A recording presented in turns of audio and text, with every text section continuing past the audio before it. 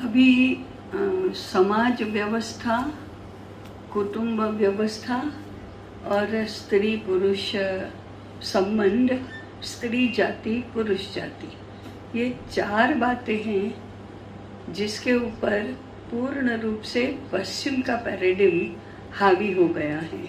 भारत में भी जितनी भी समस्याओं की हम चर्चा कर रहे हैं वो सारी उसके कारण से जन्मी हैं। तो पश्चिम का पैराडिम हमको समझना चाहिए। पश्चिम में स्त्री एक पदार्थ ही है, वो उसमें आत्मा ही नहीं होती, इसलिए वो भोग्य पदार्थ है। ये पहली उनकी स्थापना है, ये चर्च की स्थापना है, क्रिश्चियन थियोलॉजी की स्थापना है। उसके सामने वैज्ञानिकों ने विद्रोह किया कि हम चर्च की इस बात को नहीं मानेंगे। दूसरे प्रोटेस्टेंटों ने विरोध किया, हम इस बात को नहीं मानेंगे। और वो कम्युनिस्टों ने विरोध किया। अब ये जो वैज्ञानिक हैं, प्रोटेस्टेंट हैं, कम्युनिस्ट हैं, वे भी पश्चिम के ही पश्चिम के। ये सारा झगड़ा और सारा वाद विवाद पश्चिम से ही यहाँ आया है, यहाँ से ओरिजिनेट नहीं हुआ है, वहाँ से आया है।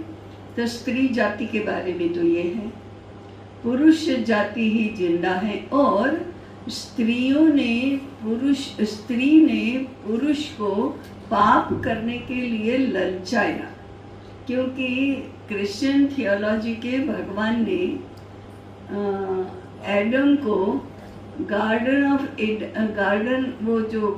एडन था, वहाँ मजा करने के लिए, वो उपभोग करने के लिए, आनंद मनाने के लिए रखा था। फिर उसको भी अकेला नहीं अच्छा लगता था। हमारे परमात्मा को ही अकेला अच्छा नहीं लगता, ऐसा नहीं, उसको भी अच्छा नहीं लगता था। तो उसके पसली में से ईव का निर्माण किया। फिर दोनों को कहा कि तुम साथ में रहो। वो स्त्री ईव तो इसके मनोरंजन के लिए ही थी। फिर ज्ञान का वृक्ष था वहाँ एक, तो उनको ये किया था कि पूर्ण गार्डन तुम्हारे लिए है, केवल इस वृक्ष का फल नहीं खाना। वो एप्पल का वृक्ष था। तो एडम, कथा ये कहती है, एडम तो बेचारा भोला था, मान लिया उसने नहीं खाना, लेकिन ईव ने ललचाया कि नहीं, क्यों, वही क्यों नहीं खाना, तुम खाओ, तो मेरी बात नहीं मानोगे, ऐसा करके वो खाने के लिए ललचाया। उसने खाया तो दोनों में फिर संबंध को लेकर पाप की भावना जागृत हुई, शर्म की भावना जागृत हुई। तो भगवान ने उसको सजा दी कि जाओ पृथ्वी लोक पर। और पाप से, ये पाप है, वहाँ से वो मनुष्य का, संतानों का जन्म वहाँ से होता है। और ये पाप करने के लिए प्रेरित करने वाली कौन है? तो ईव है, स्त्री है। ये उनका संसार में भी, उनके व्यवहार में भी ऐसे ही चलता रहा, कानून भी ऐसे ही हैं और सारा उसको वो व्यवहार ऐसा ही चलता रहा। फिर वैज्ञानिकों ने, प्रोटेस्टेंटों ने, कम्युनिस्टों ने विरोध किया, तो अब समानता का प्रश्न आया। तो उनकी दृष्टि बाहरी समानता, बाहरी सारी है, तो समानता का अर्थ उन्होंने एक रूपता कर लिया। एक रूपता मैंने दिखाई देनी चाहिए, सब समान, कपड़े समान होने चाहिए, अधिकार समान होने चाहिए, नौकरी समान होनी चाहिए, वो सब समान होना चाहिए। तो इसको इतना वॉल्यूम में समान, इसको इतना, तो इसको इतना, दोनों को समान समान होना चाहिए। ये यांत्रिक व्यवस्था है, उसमें से ये सारे झगड़े निर्माण हुए हैं। कुटुंब व्यवस्था में फिर ये तो एक हुआ। दूसरा, व्यक्ति केंद्रीय समाज रचना होने के कारण से परस्पर पूरकता, परस्पर आत्मीयता, परस्पर अनुकूलता, परस्पर निर्भरता, ये उनकी शब्दावली में ही नहीं है, उनकी संकल्पना में ही नहीं है। तो फिर समानता माने जितना तुम्हारा उतना मेरा, जितना तुम्हारा उतना मेरा, ऐसा ही आते गया। और परस्पर पूरकता की बात तो रही नहीं। ऐसा व्यक्ति केंद्रीय समाज में फिर जितना पुरुष को उतना स्त्री को, जितना स्त्री को उतना ही पुरुष को, ऐसा होते होते कुटुंब की व्याख्या क्या, पूर्ण सामाजिक संबंधों की, समाज व्यवस्था की अंडरलाइंग परिभाषा क्या, सोशल कॉन्ट्रैक्ट थियरी। जो भारत में आत्मीयता का संबंध है उसके स्थान पर वहाँ तो सोशल कॉन्ट्रैक्ट थियरी है, एग्रीमेंट है। एग्रीमेंट माने दोनों पक्ष अपने अपने लाभ का विचार करेंगे, अपने अपने स्वार्थ का, अपने अपने हित का विचार करेंगे। वो अगर फिर कैलकुलेशन क्या, मेरा हित कम हो रहा है, मेरा स्वार्थ कम साधा जाता है, तो या तो मैं युक्ति प्रयुक्ति करके आपसी सौदे में मेरा लाभ अधिक हो ये मैं करूँगा या करूँगी। नहीं हो रहा है किसी हिसाब से तो तुम कौन मैं कौन, चलो संबंध पूरा, छुट्टी हो गई, दूसरा करार करेंगे। उसमें क्या पवित्रता की बात है, उसमें क्या फाइडेलिटी की, वफादारी की बात कहाँ है, उसमें कोई नहीं। हम आपसी समझौते से, वो भी समझौते से आराम से अलग हो जाएंगे। तो इसलिए हमारे भारतीय मानस को ये बातें समझ में ही नहीं आती कि ऐसा होता है क्या कभी, और समझ में आती है तो स्वीकार्य नहीं होती। ये ऐसी समाज व्यवस्था नहीं हो सकती, परंतु वहाँ ऐसी ही होती है। तो कोर्ट ऑफ लॉ ऐसे ही चलता है, ऐसे ही कानून बनता है और समाज व्यवहार ऐसे ही चलता है। तो अगर कभी भी अलग हो जाना है तो संतानों का क्या करना, तो धीरे धीरे ये आया कि 16 वर्ष की संतानें होंगी तब तक माँ बाप की जिम्मेदारी है, क्योंकि वो भी तो एग्रीमेंट है। 16 वर्ष के बाद संतानें स्वतंत्र, स्वतंत्र माने अनाथ, अनाथ को ही स्वतंत्रता कहते। उसके पहले कई सरकारों में, अब सरकार की जिम्मेदारी, ऑस्ट्रेलिया में बच्चों के संगोपन का अलाउंस मिलता है। 18 वर्ष होने तक सभी को अलाउंस है, 18 वर्ष के बाद बेरोजगारी का अलाउंस है सरकारी। तो ये व्यक्ति केंद्रीय होने के कारण से ये संतानों की लायबिलिटी नहीं है, कभी भी अलग हो जाना है, करार है तो संतानों की जवाबदारी नहीं। और दोनों को अपनी अपनी जवाबदारी उठाना है तो स्त्री को नौकरी करनी ही पड़ेगी, व्यवसाय करना ही पड़ेगा, अर्थार्जन करना ही पड़ेगा, अपनी सुरक्षा देखनी ही पड़ेगी। एक दूसरे का कुछ नहीं, मेरा मेरा ही मेरा। इस व्यवस्था में से जो समस्याएं पैदा हुई है, और ये समलैंगिकता, ये तो सारी मनोविकृति है। ये लंबी, या तो नष्ट हो जाएंगे सब लोग, या तो इसमें से मुक्त हो जाएंगे। ये लंबा चलने वाला मामला है ही नहीं, क्योंकि इतनी विकृति, ये कुछ नहीं सूझता, और इतने अज्ञान और इतने निठल्ले कि उनको ऐसी ही बातें सूझती हैं और इसमें ही आगे बढ़ते। तो ये कोई लंबा चलने वाला मामला नहीं है, परंतु सामाजिक स्तर पर ये ऐसा चल नहीं सकता, वो तो दिख ही रहा है। तो ये सारी जो अभी बातें हम कर रहे हैं उनका मूल तो बाहर से आया है। तो हमारा पैराडिम, हमारी समाज व्यवस्था, हमारी कुटुंब व्यवस्था, हमारी उसके केंद्र में पति पत्नी का संबंध, स्त्री पुरुष का संबंध, और स्त्री का स्त्री के नाते विकास, और पुरुष का पुरुष के नाते विकास, और उस विकास के लिए शिक्षा, ये प्रश्न अलग है। तो पहले तो ये सारी बातों को पश्चिम के पैराडिम से मुक्त करना, ये हमारा पहला बौद्धिक पुरुषार्थ रहेगा। ये कैसा मामला उलझ गया है, कैसे वहाँ की व्यवस्था को, अब हमने तो कानून से लेकर शिक्षा तक, कक्षा तक, और घर घर में इसको पहुँचा दिया है, पहुँच ही गया है। तो पहले इसको परिष्कृत करो कि हमारी समस्या क्या है। हमारी समस्या उस पैराडिम से प्रभावित होने के कारण से, तो उस पैराडिम को एक बार तो अलग कर दो, बाद में हमारी अपनी समस्या रहेगी। तो हमारी अपनी समस्या ये है कि हम अपने आप की अपनी व्यवस्था को हम पहचानते नहीं हैं। पहचानते हैं तो पूरी नहीं पहचानते। हमको अपेक्षा तो वही रहती है, स्त्री ने घर संभालना, पुरुष ने अर्थार्जन करना, पुरुष ने सबकी सुरक्षा करना, स्त्री ने सबका मन संभालना, मन और मान रखना। ये सारी भारतीय अपेक्षाएं हैं। ये तो हमारे इसमें मन में, हृदय में तो रहती है कि ऐसा ही होना चाहिए। ये व्यवस्था भी पूरी तरह से हमको नहीं मालूम है, थोड़ा अवशेष जो रह गए हैं उतना ही पता है। पूरा पूरा ये व्यवस्था, संबंध, ये सब क्या निरूपण किया गया है, उसका भी एक अध्ययन करने की आवश्यकता है कि भारतीय पैराडिम क्या है इसका। स्त्री क्या, पुरुष क्या, स्त्री पुरुष का संबंध क्या, स्त्री पुरुष का पति पत्नी के नाते संबंध क्या, माता पिता और संतानों का संबंध क्या, वंश परंपरा क्या, कुल परंपरा क्या, कुटुंब की संकल्पना क्या, कुटुंब को साथ में रहना, साथ में जीना क्या होता है, तो उसके ऊपर से गार्हस्थ्य धर्म क्या, ये सारी बातें हमारे समाज शास्त्र के अंतर्गत अध्ययन का विषय बननी चाहिए। मैंने कहा ना कि थोड़ा थोड़ा हमारे हमको अपेक्षा में भी जो परकोलेट होते होते आया है उतना ही बच्चा है, पूरा पूरा तो हम भी नहीं जानते हैं।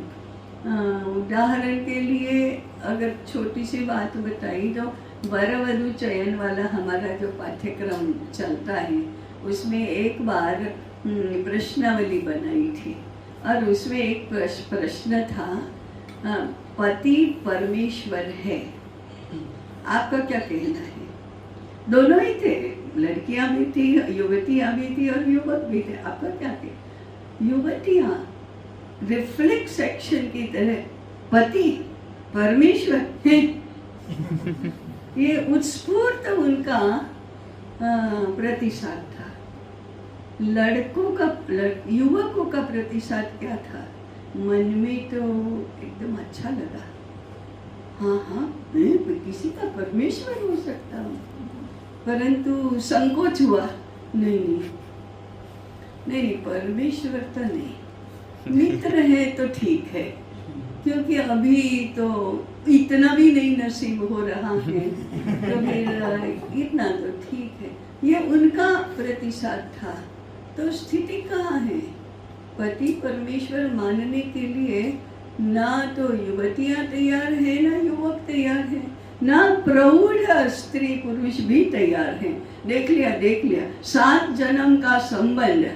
हाँ, पुणे की महिलाएं कहती है हाँ ये यदि 7वां जन्म है तो, बाकी आगे 8वें जन्म में भी नहीं चाहिए। तो ये जो वेद, ये जो हमारे गृहस्थ धर्म के ये जो वचन है, जैसे पति माने पुरुष है उसके तो गुरु हो सकते हैं, पर स्त्री है उसका स्वतंत्र गुरु नहीं हो सकता, पति ही उसका गुरु है। कौन मानने को तैयार है? ये तो वेद वचन है, वेद काल से चलता आया है, कौन मानने को तैयार है? हम भी नहीं। तो भारतीय पैराडिम हमारे लिए कितना स्वीकार्य होगा, और फिर हम बोलने लगेंगे नहीं वो वेद काल वाली बात ठीक है, आज के जमाने में नहीं चलती, युगानुकूल चल रहा है। स्त्री पुरुष संबंध क्या युगानुकूल होता है? लेकिन नहीं, वो तो नहीं। स्त्रियों को वेदाध्ययन का, वेद पाठ का अधिकार नहीं है। कौन मानेगा? कोई नहीं मानेगा। क्यों नहीं मानेगा? तो युगानुकूल क्या होता है उसमें, तो क्यों नहीं होगा? तो फिर मेरा दूसरा मुद्दा जो है कि पश्चिम का पैराडिम तो एक तरफ धकेल दो, हमारा पैराडिम एक बार जान लो कि ये क्या है, और उसके बाद आज की समस्या किस कारण से निर्माण हुई है वो भी जानना, ये तीसरा मुद्दा है। नौकरी का भी आपने प्रश्न पूछा था ना? हाँ, महिला नौकरी वाली, तो महिलाओं ने कहा बहू घर में रहनी चाहिए। हाँ, हमने प्रश्नावली बनाई थी युवक युवतियों के लिए और माता पिताओं के लिए भी। तो माता पिताओं के लिए प्रश्न था, आपकी पुत्री करियर वुमन बने ये आपको पसंद है कि गृहिणी? तो 70% माता पिता ने कहा करियर वुमन। दूसरा प्रश्न था, आपके घर में आने वाली पुत्र वधू करियर वुमन चाहिए कि गृहिणी? गृहिणी चाहिए। अब क्या होगा, मेरी पुत्री तो करियर वुमन बने, लेकिन मेरी पुत्र वधू गृहिणी बने। ऐसे ही युवकों को आपको करियर वुमन पत्नी के नाते पसंद है कि गृहिणी? गृहिणी। और लड़कियों को आपको गृहिणी बनना पसंद है कि करियर वुमन? Career woman.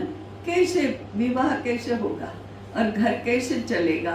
यदि दोनों की आकांक्षाएं ऐसी है तो कहाँ से आता है? कहाँ से आता है? माता पिता से। माता पिता कहते हैं हमारी पुत्री तो करियर वुमन बने, हमारी पुत्र वधू गृहिणी बने, तो हमारी पुत्री कहीं पुत्र वधू बनकर नहीं जाएगी क्या? तो कुछ गड़बड़ है, आकांक्षाओं में कुछ गड़बड़ है। आकांक्षाओं में है तो संगोपन में भी गड़बड़ है और शिक्षा में भी गड़बड़ है, भविष्य का जीवन कैसा होगा उस बारे में भी गड़बड़ है। तो तीसरा जो मुद्दा था वो शिक्षा का, आज की शिक्षा व्यवस्था का।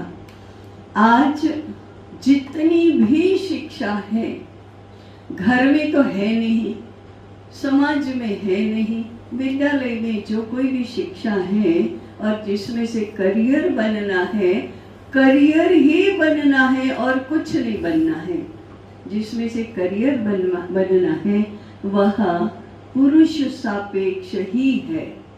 पुरुषों की शिक्षा ही सभी स्त्रियों को लेना यही है। स्त्री के लिए कहाँ शिक्षा है? पुरुष के लिए ही शिक्षा है, और वो भी पुरुष और स्त्री बनने की नहीं है, एक व्यक्ति के नाते आगे चलकर व्यवसाय मैंने अर्थार्जन का स्कोप कितना रहेगा, किसमें कितना रहेगा, उस संबंध में भी है। तो फिर स्त्रियों को पढ़ना इसलिए है कि उनको करियर वुमन बनना है, और करियर क्या है? पुरुषों की जो होती है वही, और स्त्रियों को शिक्षित कहलाने के लिए पुरुष के लिए जो निर्धारित है वही शिक्षा ग्रहण करना है और अपने आप को सिद्ध करना है। तो वो सीईओ बनेगी ना, उसमें क्या ये है? अधिकारी बनेगी, सीईओ बनेगी, मंत्री बनेगी, पॉलिटिशियन बनेगी, मजदूर भी बनेगी, ड्राइवर बनेगी, क्लर्क बनेगी, सब कुछ बनेगी, क्योंकि हमने व्यवस्था तो वैसी ही की है। नौकरियों में नियुक्ति ऐसी ही होती है और बढ़ोतरी भी ऐसी ही होती है, सबके लिए समान।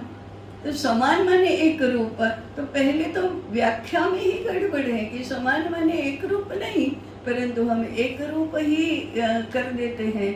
और करियर के सापेक्ष शिक्षा और पुरुष सापेक्ष करियर, ऐसा ही हमारी शिक्षा की व्यवस्था है। अब अशिक्षित तो कोई नहीं रहना चाहता। हम भी अपनी बेटियों को विद्यालय नहीं भेजेंगे क्योंकि ये तो लड़कों की शिक्षा है, ऐसा कहाँ हमारे मन में कहाँ आता है? विद्यालय तो जाना ही चाहिए, पढ़ना तो चाहिए, पढ़ने में क्यों पीछे रहे? और नहीं रहती है।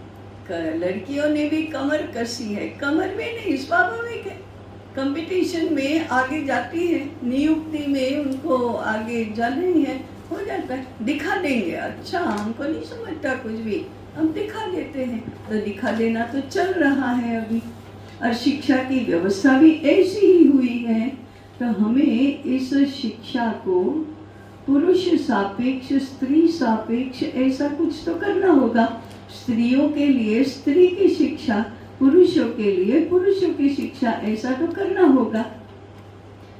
ये तीसरा मुद्दा था। चौथा मुद्दा है, ऐसी कौन सी बातें हैं शिक्षा में भी जो दोनों के लिए बराबर ही है? जैसे शास्त्रों की शिक्षा दोनों के लिए बराबर है ना। वेदांत का अध्ययन क्या लड़के ही करेंगे, लड़कियां नहीं करेंगी? कर सकती है। अध्यात्म की शिक्षा के दोनों के लिए बराबर है।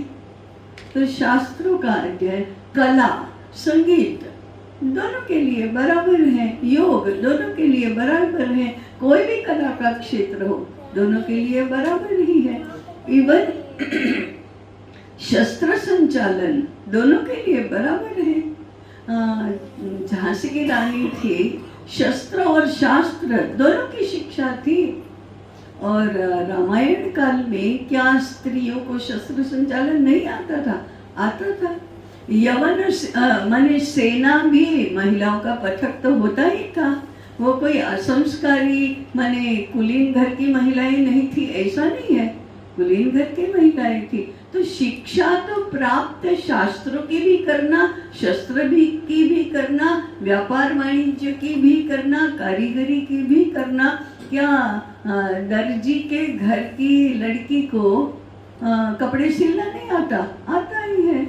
और कुम्हार के घर की स्त्री को घड़ा बनाना नहीं आता? आता ही है। और किसान की बेटी को क्या किसानी नहीं आती? आती ही है। तो व्यवसाय की शिक्षा भी सभी को, शिक्षा सभी के लिए समान रूप से, ये शस्त्र की, शास्त्र की, कारीगरी की, कला की, सबको समान रूप से मिलती है और मिल सकती है, पर मिलनी चाहिए। शास्त्रार्थ करते ही है ना हमारे, तो हमने तो उदाहरण भी दिए। तो समान शिक्षा के विषय कौन कौन से हैं, ये एक बार हमको निर्धारित करना चाहिए कि ये दोनों के लिए समान है। अब समान नहीं है तो विशेष है, असमान नहीं, विशेष है। इसका क्षेत्र स्त्री पुरुष का संबंध जहाँ है वहीं पर होता है, वहीं पर प्रश्न आता है। गृह संचालन पुरुष ने करना कि स्त्री ने करना? स्त्री। उत्तर एक, दोनों ने मिलकर करना। फिर आएगा स्त्री क्या करेगी और पुरुष क्या? कार्य विभाजन तो करना होगा ना, दोनों ने मिलकर घर चलाना है।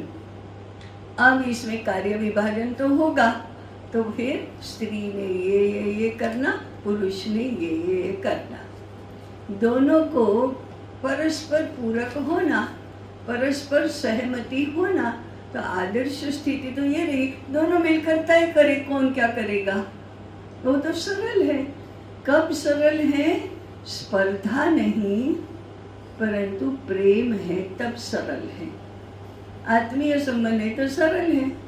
स्पर्धा है, मैं क्यों करूं तुम करो, ये मैं क्यों करूं तुम करो, ऐसा होता है तब विखवाद होता है। तो ऐसे परस्पर पूरकता के लिए मूलतः जो आत्मीय संबंध है उसकी शिक्षा सबको पहले देनी पड़ेगी। पिछले सत्र में भी कहा था ना, आत्मीयता का संबंध, कर्तव्य बोध, दायित्व बोध, कुशलता, ये सारी बातें पहले होनी चाहिए वो दोनों के लिए। उदाहरण के लिए भोजन बनाना है, भोजन बनाना भाव की दृष्टि से, कुशलता की दृष्टि से स्त्रियों का काम है, परंपरा से स्त्रियों का काम है। लेकिन खाना आना ये तो पुरुषों का है कि इसमें ये कौन सी सब्जी है इसका तो पता चलना चाहिए, या सब्जी खरीद कर लाना ये तो पुरुषों को आना चाहिए। मैंने ये ताज़ी सब्जी कौन सी है, बासी सब्जी कौन सी है, या गेहूं की क्वालिटी, चावल की क्वालिटी, ये तो पुरुषों को भी पता होना चाहिए। और फिर उसके बाद ये बनता कैसे, आहार शास्त्र और पाक शास्त्र दोनों को आना चाहिए। केवल पाक कौशल स्त्रियों का अधिक होगा तो वो तो कहेंगे ही भाई तुम अभी उधर रहो, मुझे करने दो, ऐसा वो करेंगे। लेकिन जब थाली में आया तो अप्रिशिएट करना और समझना कि हाँ ये ऐसे बना है, आज इसमें कुछ ये गड़बड़ है, या ये तो बहुत ही अच्छा हुआ, ऐसे किया इसलिए अच्छा हुआ, ये तो पुरुष को भी आना चाहिए। और हमारे घरों में आता ही था। ये कोई इसके लिए बहुत ज़्यादा माथापच्ची करनी पड़ती थी या उपदेश देना पड़ता था, ऐसा नहीं है। तो ये सब अपने आप कुटुंब जीवन में बनता था। तो ये जो सारा प्रश्न है वो स्त्री पुरुष संबंध, स्त्री माता पिता और संतानों का संबंध और कुटुंब व्यवस्था कुटुंब संचालन, इसमें ही ये सारा हमारा अभी जो विखवाद हो गया है वो उसी के आधार पर हुआ है। हमारे ऋषियों ने अर्थार्जन का व्यवसाय भी कुटुंबगत बनाकर और वंश परंपरा से बनाकर इस समस्या का भी हल कर दिया कि कमाई करने के लिए ना पुरुषों को बाहर जाना पड़ता है ना स्त्रियों को बाहर जाना पड़ता है, स्त्री पुरुष दोनों मिलकर व्यवसाय करते हैं। अब बच्चे भी उसमें साथ में जुट जाते हैं तो पूरा कुटुंब मिलकर व्यवसाय करता है। तो कौन कहेगा कि ये पैसे मेरे हैं और ये पैसे मेरे हैं? नहीं। जब नौकरी और बाहर जाकर व्यवसाय करने की, अर्थार्जन करने की बात आई, तब इस व्यवस्था को कैसे बनाया? पुरुष हैं वो बाहर जाएंगे, महिलाएं नहीं जाएंगी। क्यों नहीं जाएंगी? संस्कार, संस्कृति, धर्म, समाज आदि की दृष्टि से स्त्रियां बहुत मूल्यवान संपत्ति है, पुरुष की संपत्ति नहीं है, संपूर्ण समाज की संपत्ति है। मूल्यवान संपत्ति की रक्षा की जाती है और उसकी सुरक्षा के लिए किसी भी प्रकार के बाह्य कठोरता की, पारुष्य की से खरोंच भी नहीं आनी चाहिए उसके ऊपर। मेरी बहन के सामने कोई कुदृष्टि से देखे, आंखें निकाल दूंगा, ये भावना होती थी, ये सुरक्षा की भावना होती थी। विकृति आती है तब गुलामी हो जाती है, बाहर नहीं जाना, बिल्कुल नहीं, बंद करके जाना बाहर। मूल भावना थी सुरक्षा की, हो गई गुलामी की, तब अनुभव भी आने लगा, अरे ये तो सुरक्षा के नाम पर ये तो गुलामी है, तो फिर स्वतंत्रता के नाम पर स्वच्छंदता भी हो जाएगी। ऐसे अब इसमें शिक्षा दोनों को, स्त्री पुरुष मर्यादा की ही देनी चाहिए। वो करियर नहीं आता उसमें, अर्थार्जन नहीं आता उसमें, शास्त्र भी नहीं आता। ये स्त्री की मर्यादा कैसे रखना और पुरुष की मर्यादा कैसे रखना, ये शिक्षा का विषय है। स्त्री की मर्यादा, मान मर्यादा, और मर्यादा माने उसका लिमिटेशन नहीं, मर्यादा माने उसका मान क्या है, पुरुष का मान क्या है। पुरुष ने स्त्री का मान करना और स्त्री ने पुरुष का मान करना। अकेली स्त्री का मान नहीं होता है, अकेले पुरुष का भी मान नहीं होता है। हमारे ऋषियों ने ये जगत की दो मूलगत जातियां हैं, स्त्री और पुरुष, उनका संबंध स्थापित कर दिया और उसमें ये सारी बातें आई कि एक दूसरे का मान करो, एक दूसरे के लिए जियो, तो फिर बाकी सारी बातें तो ठीक हो जाएंगी। ये तो उसमें जब खोट आती है, उसमें जब कमी आती है, तो फिर असुरक्षा की भावना है, अधीनता है, ये सब आ जाता है। बाकी तो स्त्री के, पत्नी के अधीन रहना कौन पुरुष को अच्छा नहीं लगता है, और पुरुष की सुरक्षा में रहना किस स्त्री को अच्छा नहीं लगता है? अच्छा तो लगता है, परंतु प्रश्न तो होता है एट व्हाट कॉस्ट, उसकी कीमत क्या चुकानी पड़ रही है? ये कीमत चुकाना तो परवड़ेगा नहीं। वहां से ये सारे प्रश्न शुरू हो जाते हैं। तो भारत का पैराडिम है, उसमें मनोवैज्ञानिक और जिसको कहते हैं सांस्कृतिक, ये बातें महत्वपूर्ण हैं। तभी संतान पालन के लिए भी दोनों का योगदान क्या है, ये होता है। इसके अनुरूप माने ये शिक्षा के विषय कौन से हुए? अब शिक्षा के विषय हुए गृहस्थ धर्म, कुटुंब, गृह जीवन, ये शिक्षा का विषय है। स्त्री पुरुष संबंध, ये शिक्षा का विषय है। और उस शिक्षा में जो हमारे मूल तत्व हैं, स्त्री धारा, पुरुष धारा, स्त्रीत्व, पुरुषत्व, पुरुष ने स्त्री के बारे में क्या भावना रखना, क्या दृष्टि रखना, स्त्री ने पुरुष के संबंध में क्या दृष्टि, क्या भाव रखना, उसके अनुकूल अपना व्यवहार कैसा होगा, उसके अनुकूल हमारी व्यवस्था कैसे बनेगी, उसके अनुकूल हमारे कामकाज क्या क्या होंगे।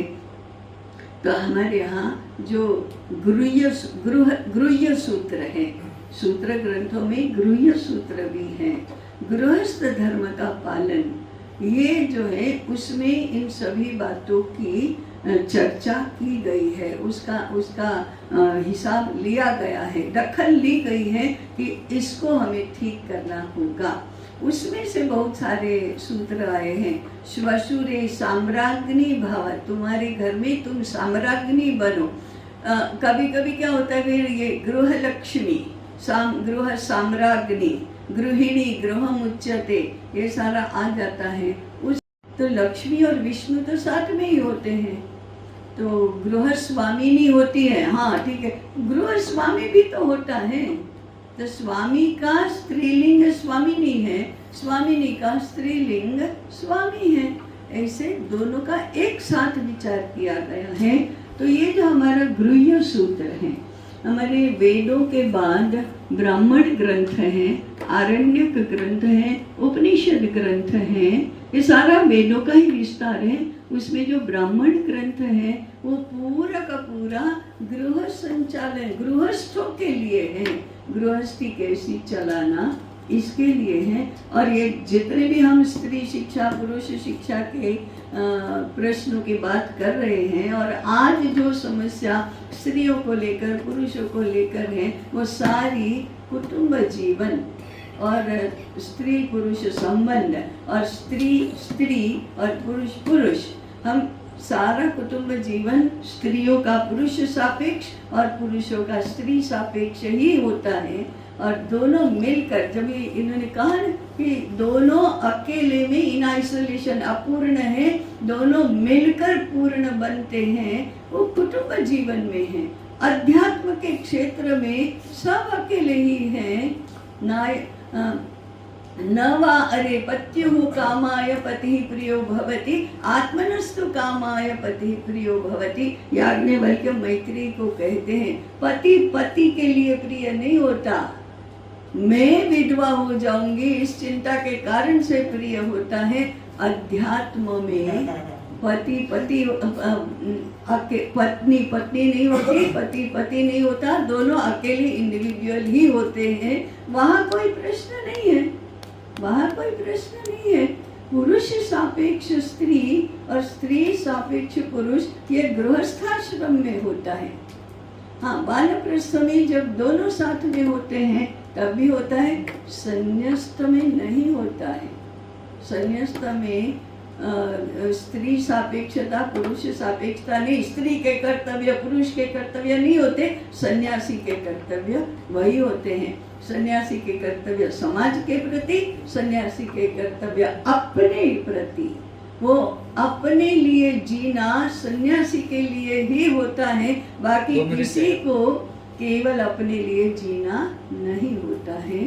तो हमें जरा अपनी जो जीवन रचना है, समाज व्यवस्था है, उसका भारतीय पद्धति से, भारतीय दृष्टि से अध्ययन करना पड़ेगा। हाँ, हो गया ना? ठीक है। तो